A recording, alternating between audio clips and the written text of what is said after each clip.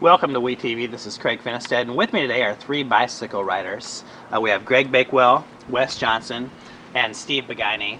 And these three men are going to, in late June, ride across the western part of Nebraska in what's called the NUMBRide. The NUMBRide stands for Nebraska United Methodist Bike Ride for Hunger. And Greg, you've been a part of this ride since its first year back in 1996. Is that right? That's correct. Yeah. And how did this get started? This NUMBRide ministry? Well, it really started out in that the United Methodist Church had several good hunger projects, but they weren't getting the word out to anybody. And David Jefferson was a member of the conference at that time, and he got together with Bill Ritter, and they talked about having a bike ride to raise money, and that's how it all got started. What was the first ride like back in 1996? Well, we had 56 people show up in Chadron, Nebraska for a ride across the state, and they were more dedicated to raising money for hunger than they were bicycle riding, and that was a tough year for a lot of people. But you know, the surprising thing about it is that most of those people went back home and traded in their Schwinn varsities for newer bikes, lighter bikes, and they showed back up the next year. And anyway, we had 100 the next year, and it just kept growing since then.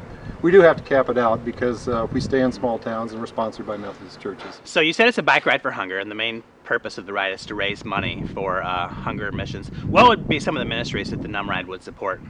Well, you know, like what I tell people is that you're out in the sun, you're out riding across Nebraska, and you come back to work with weird tans. You know, you got tans on your hands that your fingers have tans but your hands don't, and things like that. And people ask you, what were you doing?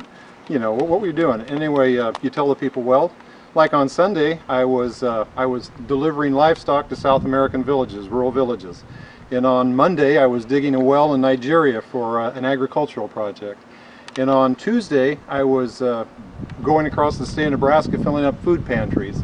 And then on Wednesday, I was in front of Congress lobbying for laws to be able to distribute food across the United States and the world. And so all those projects, what we raise, every dollar we raise in donation goes to those projects. Every dollar goes to feed the hungry people. So that's really cool. 100% of all the money that's given then goes to feed the hungry people, and the riders pay for all their own expenses, and they're supported by churches and citizens along the way as well. Absolutely. That's 100% goes to feed the hungry people in the world. And what would the four charities be that the NUMBRide would support? Well, it's Heifer International is the first one, and that's a fairly well-known organization out of Arkansas. The Nigerian Agricultural Project, which is an UMCOR project, is another one. The Nebraska Food Pantries is the third one, and the fourth one is Bread for the World. So I know this is probably almost like a baby to you. You've been with us since the early days, and really what has been your biggest joy as far as the NUMBRide and its development over the last 15 years? Well, I think my joy was seeing the people develop into riders, and anyway, the riders getting dedicated to the causes that we have each year. But the other thing I enjoy is the fact that I get to pick the route each year, and people get to go where I want to go, and so that makes it fun too. I'm amazed how much money y'all have raised over the last 15 years. What is the total amount so far? We're over $460,000, and this year we'll go over $500,000, and that's pretty good for a bunch of people out. You know, not only raising money, but also being visible. I mean, the fact that we've been in all 93 counties in the state of Nebraska is that we've taken this and shown other people about what we're doing, and anyway, that really helps raise the awareness of the Nebraska Methodist Hunger Projects and anyway, what we're doing. So we've raised $460,000. How is that money raised? Is it raised through individuals, churches, or a combination of the two? Yeah, it's a combination of all of them. Mostly it's through donations. People raise donations. We have several riders that'll get donations of over $1,000.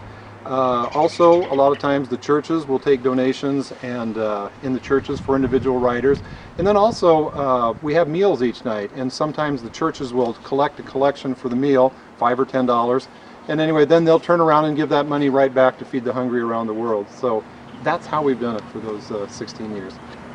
All right, Steve, Greg is a veteran. He's done it 16 years. This will be your third year. You've done 2 years now. That's right. And what caused you to get involved with this ministry? I really liked the idea of just learning how to ride, and so I was one of those novices who just had one of those Schwinn bikes, and so I decided to give it a try, and then as time progressed I realized I had the wrong bike, and so I had to get a better one, lighter one. And then we got involved with the project and realized that it was truly a family experience. It was a group of people who really cared for each other. And then the cause was fantastic, to raise money for the food banks, for people who needed the monies, and to distribute the money that we could do for taking care of hunger and have a good time at the same time. Good. So you're in your third year now. It kind of sounds like you're hooked. And what has really been your biggest joy as far as this ministry goes? Well, I've met so many neat people, and in the process of riding, you go on other rides over and above what we're doing right now, and I'll wear my Nebraska United Methodist shirt or some other ones that significantly tell me who I am and where I'm coming from, and you get to meet these friends. Hey, I saw you on the ride last time, how you doing? And you get to meet a lot of neat people.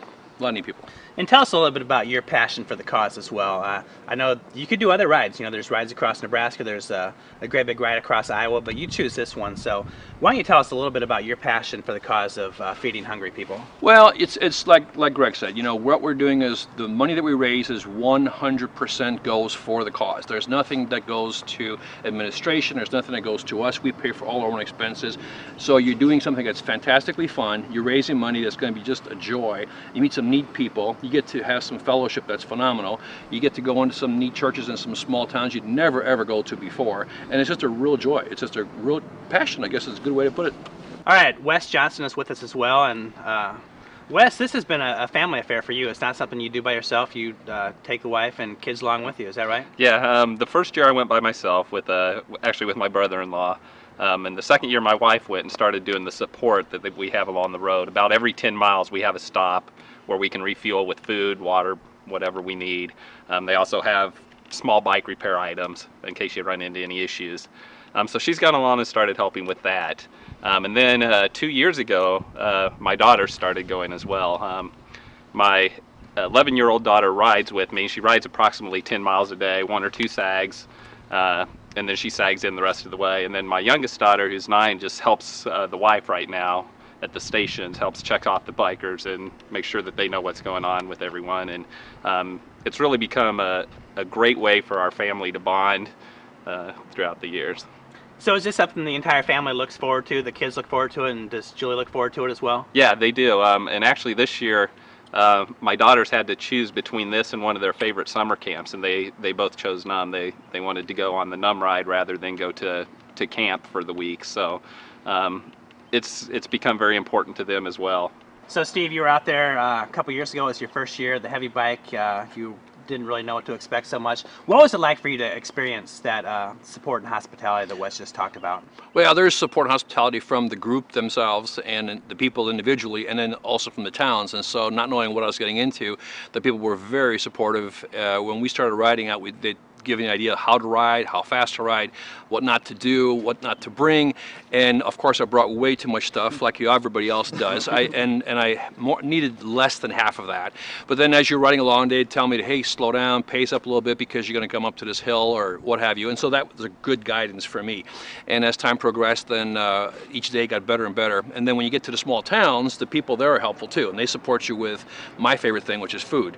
You know that. And so then we're eating all these wonderful things like homemade kolaches or homemade pastries of all kinds, and I just love that stuff. So it's a great time. So Wes, 8 years ago you started this. You were not an avid cyclist. You are a pretty avid cyclist now. How is the cycling? How is that contagious, and how is that? How'd that catch you in your life? Well, yeah, you're right. When I started this, I was a weekend warrior at best. I'd go out maybe every other weekend and ride for 10, 11 miles. So I started training for this particular ride, and it has become very addictive to me. It sounds odd to a lot of people, but it's a way that I relax. I can go out. If I'm by myself, I often pray while I'm out on the road. It's a great time to experience everything that there is. To me, it's turned into an experience of religion, relaxation. It's a way just for me to unwind. Steve, why don't you tell us a little bit about that? What is the religious component of NUMB, and how have you experienced God through this ministry? Well, it's a great question. As you know, I've been on several of the youth mission trips with the church, and as much as I enjoy the youth, and I do, after the 4th or 5th one, it's like, I think I needed change. And so I wanted to do something that was physically fit and enjoyable, as well as helping out. So this turned out to be the best thing ever. And so Wes is right. When you're out on the road, and it's just you and the road, because because you might have people in front of you or in back of you, but it's just you in the road. It gives you peaceful time to contemplate life, to be at peace, to be with God. It's absolutely phenomenal, and it's really, really a great way to get close to God. For me it was, for sure, and still is. All right, so Greg, 16 years you've been at this. You're going to stick with it, I know.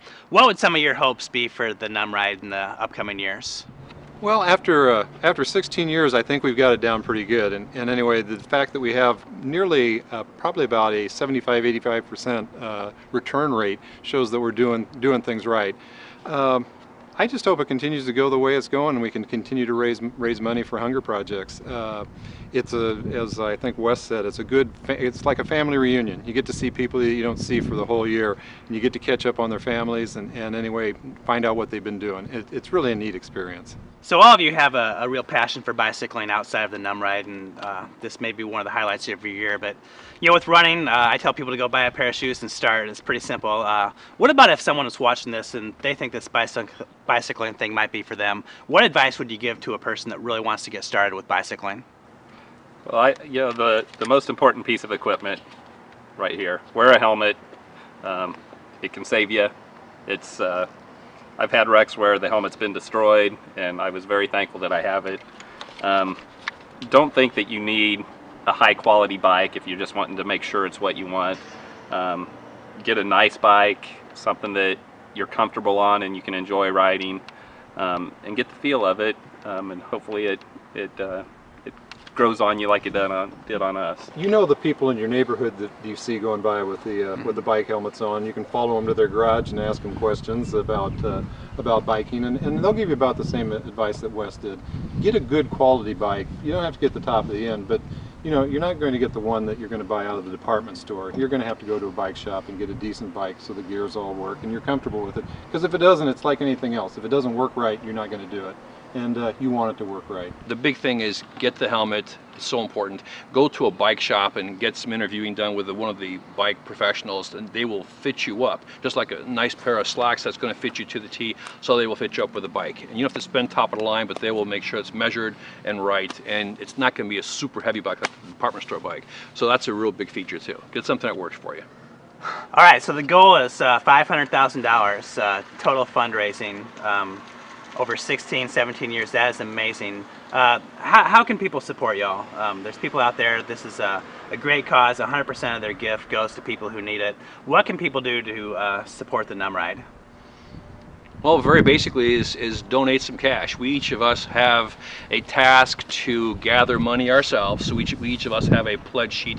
So we're going to go to all our friends, neighbors, and people who we like or don't like and collect some cash. And then fortunately for me, whatever I collect, my company will match 100%. So that's even a better deal. But if there's a way just to contribute some cash to the cause, we'd be glad to have it. You can also go on numbride.org. They have set it up this year where you can do online donations as well, where you don't have to sponsor a particular rider, but you can just go out there and give some cash that way as well through your charge cards or other means. In addition to donating to individuals on their pledge sheet and also on the website, we're taking a collection today that is going to go to the NUMBRide. And what I'd like to see is that Steve and Wes and Doug Giffen and myself are going this year, and that's a pretty good contingent from our churches. And I'd like to Faith Westwood and the Water's Edge to be one of the largest donors from a church basis this year, and that's what you can do today. You can help us today by putting some money in the buckets and helping out NUMB and helping feed people around the world. You know, it's great that we have 4 riders who are going to be riding. Doug Giffen was not able to be here tonight, but for Greg, for Wes, for Steve, thank you for being here tonight, and most of all, just thank you for your willingness to raise money for this great cause, your willingness to go out and ride and just be part of the body of Christ. So I'm grateful for all of you. Thank you. All right, join us this Sunday at the Water's Edge. We will be taking a special offering for the NUMBRide, and I would really encourage you to give generously. Like the writer said, 100% of the money that we give is going to go feed hungry people. And hopefully I will see you Sunday morning, and we'll see you next week on WETV.